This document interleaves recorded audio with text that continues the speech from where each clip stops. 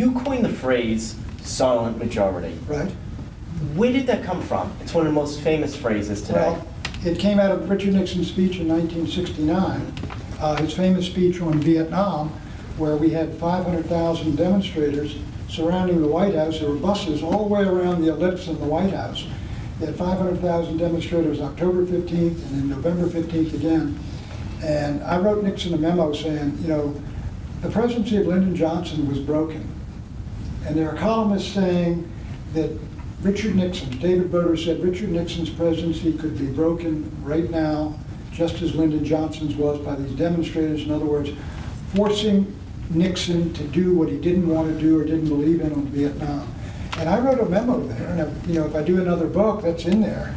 It said, this is the great moment of the Nixon presidency, and you've got to stand up and find out if we still lead the country or they're leading the country.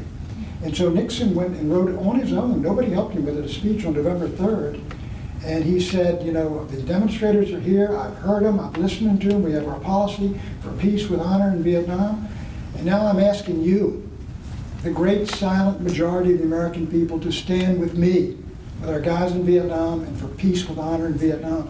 And Nixon, after that speech, vaulted to 68% in the national polls, approval, highest he would ever receive. And that was the speech that basically made the Nixon presidency. It broke the anti-war movement, the left and all the rest who were getting all the attention. And it was and Nixon will look back on it as the most successful speech he'd ever given. And he was, and in the middle of it he had said, well, what you called it the great silent majority. Going through my files, I find a memo to Nixon, and it's back, and he's underlined my phrase twice, silent majority. So that's where I believe, I don't think there's any precedent before that.